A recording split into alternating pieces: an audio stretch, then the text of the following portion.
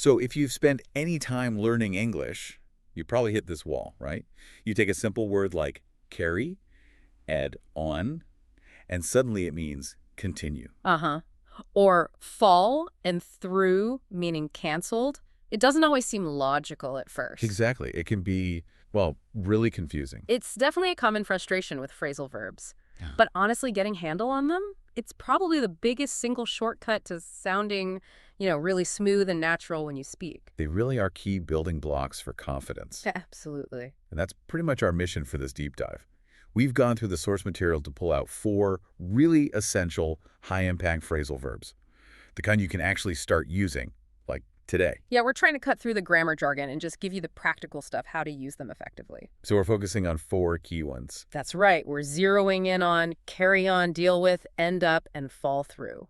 And the goal isn't just the dictionary definition. It's about the context, the feel, the situations where a native speaker would naturally reach for these phrases. Right, getting that instinct. Okay, let's dive in. First up, carry on. Sounds simple enough. It does. On the surface, carry on just means, well, continue doing something. Okay. But the real nuance, the unspoken part, is that it usually means continuing despite something. An interruption, maybe a difficulty, some kind of obstacle. Ah, okay. So if I was telling a story and paused. Exactly. If you stopped to take a sip of water, I might say, please carry on with your story. It's just a polite nudge, like, keep going. Kind of, yeah. A gentle way to say, don't stop now. It's also really good for encouragement. How so? Well, imagine a friend is struggling with something tricky. You could say, it's okay, just carry on. You're doing fine. It's got that supportive, keep plugging away feel. Right. And the source material really leaned into that perseverance idea, didn't it? They had that example about the workers. Yeah, even after the storm, the workers carried on with their project. It really highlights that determination, that refusal to quit, just because things got tough. It definitely adds weight to the phrase. And there's a cultural layer, too, which is quite interesting. It feels very, well, British, doesn't it? Oh, definitely. You immediately think of keep calm and carry on. Precisely. That famous wartime slogan. It perfectly captures that spirit. Stay calm. Keep doing what you need to do no matter what. So it's got that stiff upper lip vibe baked in. A little bit, yeah. It suggests composure in the face of difficulty. So, quick question then. Is there much difference between saying please carry on and maybe please keep going? That's a good point about subtle differences. Keep going can sometimes feel a bit more direct, maybe more focused on action or speed. Okay. Carry on often feels a touch more formal, perhaps, or more suited to conversation, tasks, projects. And using it politely, like, sorry I interrupted, please carry on, that's very smooth. It shows you respect their flow. Got it. So carry on is about continuing.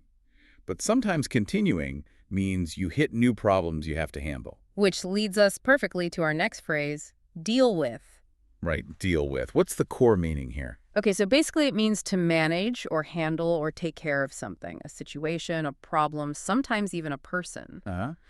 But here's the important bit, the part that makes it natural. Yeah. It almost always implies that whatever you're dealing with is, well, difficult or challenging or maybe just annoying. Ah, okay. So that connotation is key. You wouldn't say, I need to deal with these nice fresh apples I just bought. Exactly. You'd say, I need to put away the apples. You handle something neutral, but you deal with something tricky. Like a difficult client at work. Perfect example. She's really good at dealing with difficult customers. It means she manages those challenging interactions well, not just processes them. Or procrastinating on chores. Yeah. I'll deal with the emails later. Yes, it suggests that the emails are a bit of a burden, a task you have to tackle. Right. It's not just I'll do the emails later. No, deal with adds that layer of maybe slight dread or obligation. It works for bigger things too, like abstract challenges. Like managing feelings. Sure. How do you deal with stress? You're asking how someone manages that difficult emotional state. And it can also just be pure frustration, right? Like being stuck somewhere. Oh, absolutely. Think about traffic jams, that classic line, ugh, I just can't deal with this traffic today. You're just expressing overwhelm. You can't face it. Exactly. You feel unable to handle that specific unpleasantness right now. So if the basic meaning is handle or manage, why not just use those words?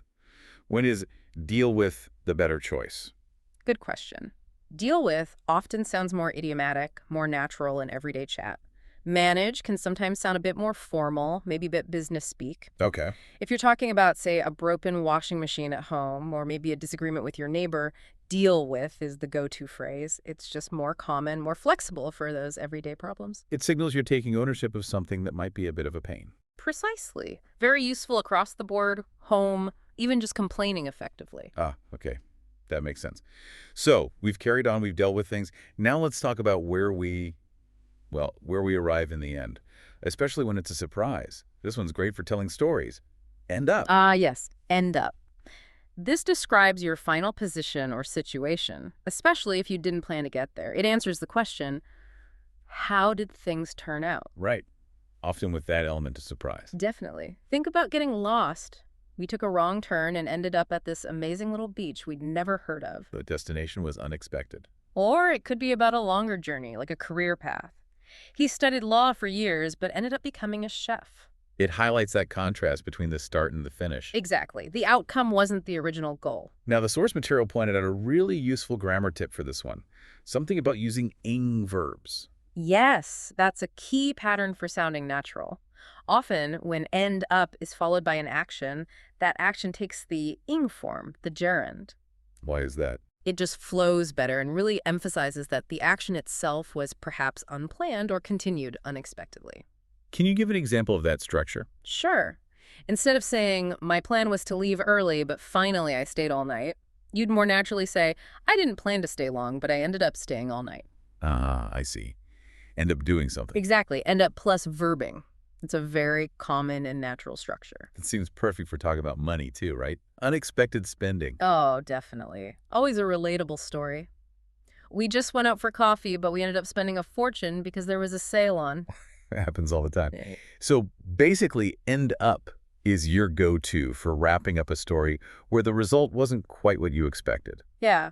Whether you got lost, changed your mind, maybe got distracted, end up sums up that final surprising situation.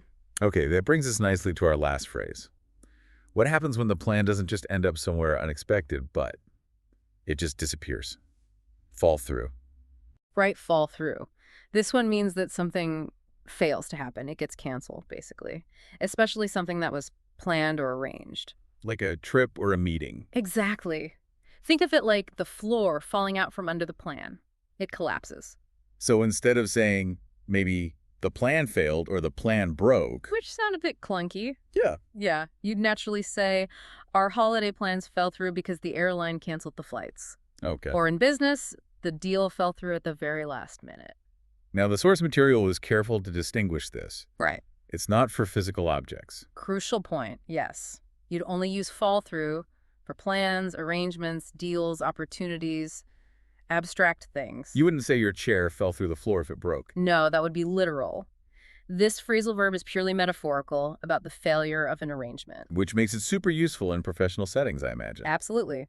We thought we had the contract, but financing fell through. It explains why something anticipated didn't happen, often due to external reasons. So if a plan doesn't happen, is fall through always the best phrase? Yeah. What about just saying it was canceled? Canceled works, of course, but fell through often carries a bit more weight. It implies something was expected, maybe hoped for, and then it just didn't materialize. It can carry a stronger sense of disappointment. Ah, okay. So if you were really hoping for something. Yeah. I was so excited about the job offer, but apparently it fell through. You can almost hear the disappointment in the phrase itself. Canceled can sometimes sound more neutral or procedural. So the main takeaway, if a plan, a deal, an arrangement fails to happen, despite expectations, it fell through. That's the essence of it. It just didn't work out in the end. It's a natural, common way to express that. Okay, brilliant. 4 really useful phrases there. Let's do a quick recap to make sure we've got them straight. Sounds good. So first, carry on. That's about continuing, especially after a pause or difficulty. Keep going. Then deal with handling or managing something, usually something a bit difficult or annoying, taking responsibility. Then end up describing where you finally arrive or the final situation, often unexpectedly, the surprising result. And lastly, fall through. When a plan, deal, or arrangement fails to happen or gets canceled, Yeah. it didn't materialize. Got it. And the source material had a neat little story combining all 4, didn't it?